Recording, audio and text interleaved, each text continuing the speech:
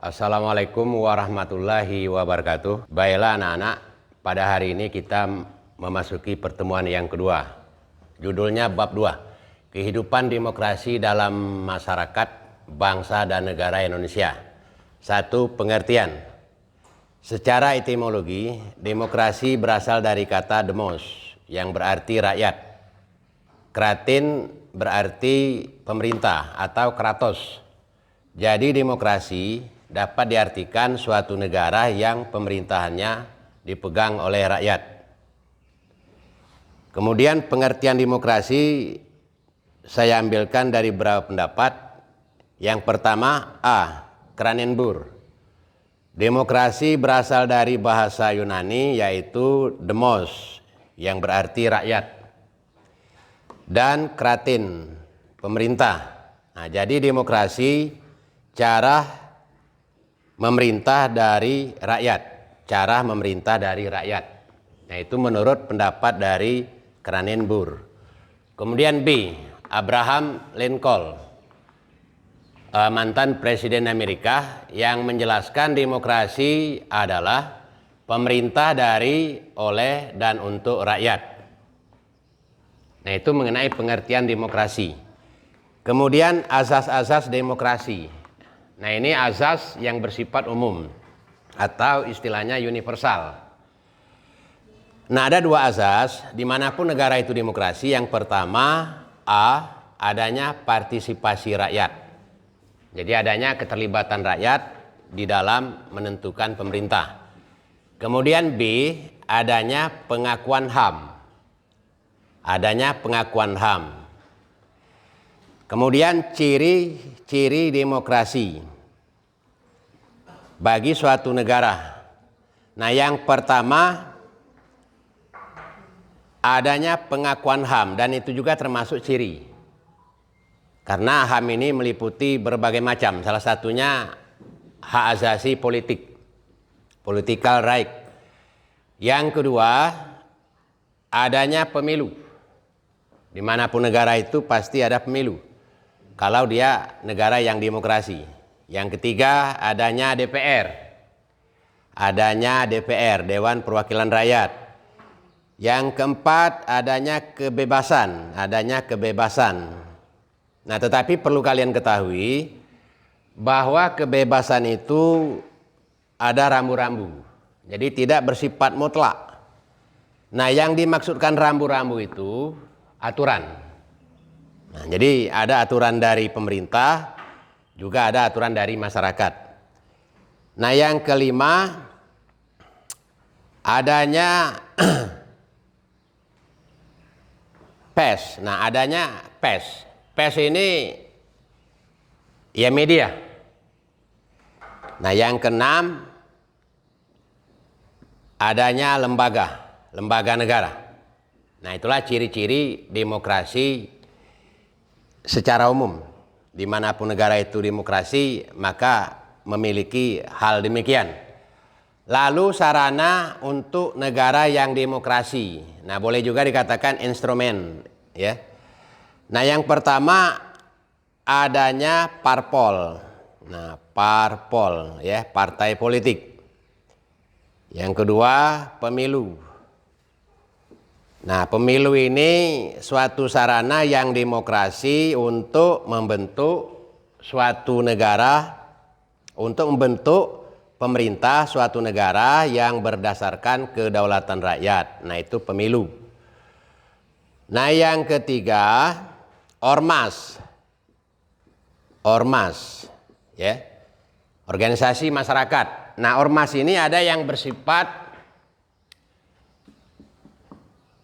ideologi.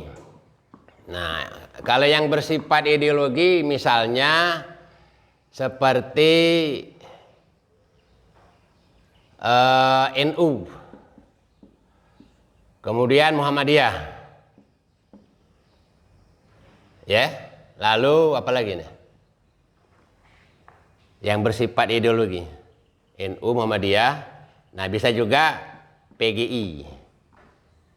Ormas, organisasi masyarakat. Nah, ada yang bersifat profesi. Ada yang bersifat profesi. Nah, kalau yang bersifat profesi diantaranya PWI, Persatuan Wartawan Indonesia, IDI. Nah, ini sering dimanfaatkan oleh orang-orang yang punya kepentingan. Kemudian PGRI, dan sebagainya ya. Nah, masih banyak lagi yang lain. Nah, itu sarana suatu negara yang demokrasi. Artinya ada tempat saluran. Nah, lalu demokrasi suatu negara ini dipengaruhi oleh faktor ideologi suatu negara. Nah, misalnya kita ambil contoh negara Indonesia ya. Nah, ideologi negara kita ini adalah Pancasila. Nah, jadi ideologi negara Indonesia bisa dihapus dulu ya. Ideologi negara Indonesia ini adalah Pancasila.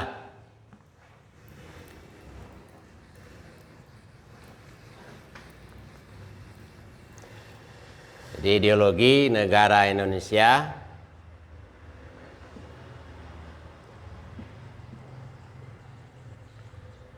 adalah Pancasila. Nah, karena itu demokrasi yang kita pakai adalah demokrasi Pancasila. Nah, demokrasi Pancasila. Nah, demokrasi Pancasila ini bisa diartikan ya. 1, 2, 3, 4, 5. Nah, secara sederhana bisa diartikan sila keempat. Sila keempat diintegrasikan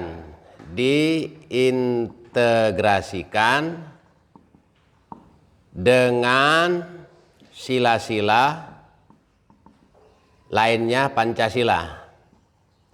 Nah, logikanya kalaulah kita berpolitik, kita harus mengenal Tuhan.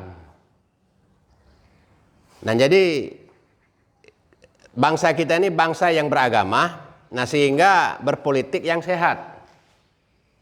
Jadi tidak saling, kalau bahasa kita tidak saling sikut. Nah, itu. Nah, kuncinya yang pertama inilah kuncinya, ya. Kuncinya yang pertama ini. Lalu kalau agamanya bagus, turun kemanusiaan yang adil dan adab. Jadi punya budaya, tutur katanya, tingkahnya, perilakunya. Nah, yang ketiga kebersamaan. Nah, saya ingat kata Ustadz A'agim, indahnya kebersamaan. Nah, jadi partai-partai yang ada itu punya hak sama itu loh, dalam membangun bangsa ini. Ya. Nah, yang keempat, kita harus mengakui perbedaan. Nah, perbedaan ini kalaulah kita kemas ya, kalau kita kelola dengan baik, bukan merupakan jurang pemisah, tetapi merupakan kekuatan itu.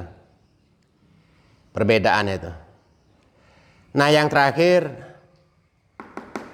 keadilan sosial. Nah, artinya dapat dirasakan, dapat dinikmati bagi seluruh rakyat Indonesia.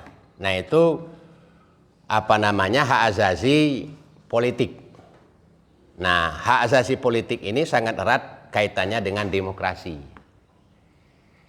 Ya. Nah, kemudian saya ambil dua pendapat mengenai pengertian demokrasi Pancasila oleh para ahli. Nah, Profesor Dr. Noto Nagoro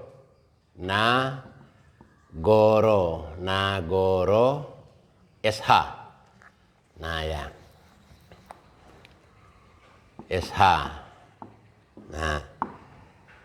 Nah, menurut Profesor Dr. Noto Nagoro SH ini, demokrasi Pancasila ini ya sila keempat ini. Nah, sila keempat yang mengakui Tuhan. Nah, ketuhanan. Jadi sila keempat yang berketuhanan yang Maha Esa, yang berperi kemanusiaan yang adil dan beradab, mengakui persatuan Indonesia serta berkerakyatan, ya, dan berkeadilan sosial bagi seluruh rakyat Indonesia. Nah, lalu yang terakhir, Profesor Dr. Darjo. Nah, ya ini disingkat aja ya, ini yang Jawa nih. Darjo, ya.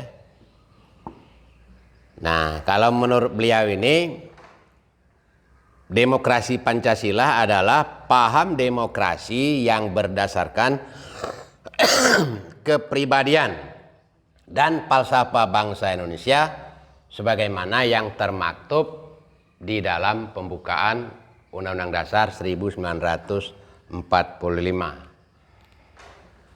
Saya akhiri dulu, ya.